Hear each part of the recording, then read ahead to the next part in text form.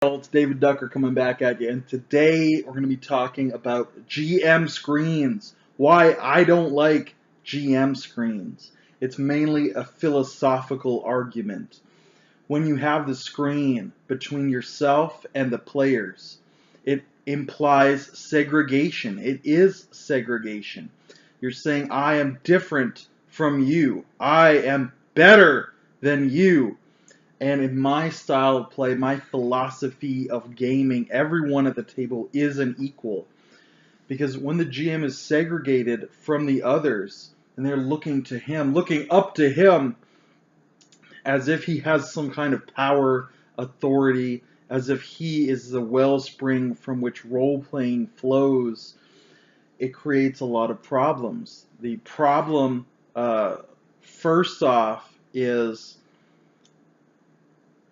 the effort is not going to be there. If the players don't think they have power, they're not going to exercise their power. They're not going to use their power. By empowering your players, you are spurring them to action. You are encouraging them to work on the game, to write a backstory, to push the plot, to engage and indulge in illicit and elegant descriptions of the world. Maybe not always illicit, but sometimes illicit. So I want us all to be equals. I don't want to say, all the burden's on my shoulders. I have to do more work, and you're expecting me to do more work. I don't want that. I don't want to do more work. I want to do less work. So I want to say, okay, players, the burden is on you. Entertain me. Entertain each other. Have a backstory. Have some plot. Know what your character looks like. Plot hooks, that is. Goals. Drive things forward. Help me build the world. Help me craft a team. Help me tell a story. And with the GM screen, you're implying this kind of segregation, which I don't like, as I'm saying right now and espousing on. So that's number one reason. Number two is trust. The screen is to roll dice where the players cannot see it, as if the players care what you've rolled, as if the players don't trust you to not use GM fiat, as if you don't trust the players to trust you to not use GM fiat. So not only is it a barrier to power and authority, but it is a barrier to trust. Because I think we've all come into a circumstance sometime in our lives when we don't trust the man in power. When our boss is trying to do us wrong, he's trying to take credit for something that we have done, or when the rules simply are not fair. But at the table, the rules should always be fair. What you roll is what you roll. So as a GM, we need to trust you that you're not using GM fiat, that you're not running us out on a railroad. Unless that's what we've agreed to. You know, some people agree to some kinky things going on in the night, and I won't judge that.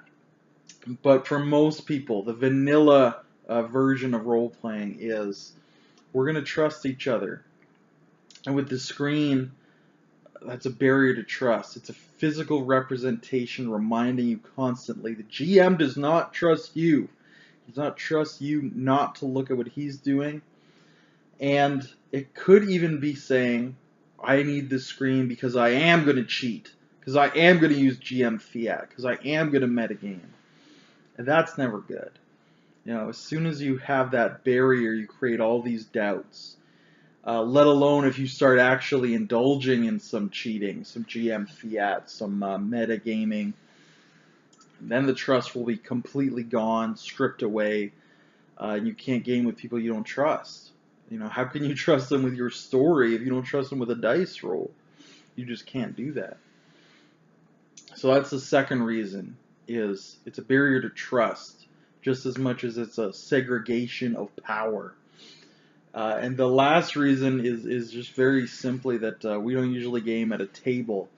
You know, we'll sit around the room. Everyone might have their own little table, or we'll have a coffee table, or you have your sheet on your phone with a dice roller, or whatever it is. But very, very rarely will we will we ever like all be seated around a table, getting our role play on. So those are my thoughts on the GM screen very quickly. It's not the most odious thing in the world. It's just like the second most odious thing in the world. As soon as I see the GM screen, I get very suspicious. I think this GM's going to cheat. He thinks he's better than me. You know, he's not going to listen to my ideas because he's better than me, so why would he listen to my ideas?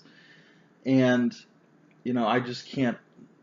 It creates so many barriers for me in my mind because I overthink things. So don't be that guy. Encourage the trust. Encourage the love. Encourage the participation of your players. Say, players, you're important. Please help me. Work hard for me. Let's be a team. And in a team, everybody plays by the same rules. And there can be trust and love and understanding. So, those are my thoughts again on the GM screen, why I don't like it. There's two good reasons and a third nebulous, nonsensical reason.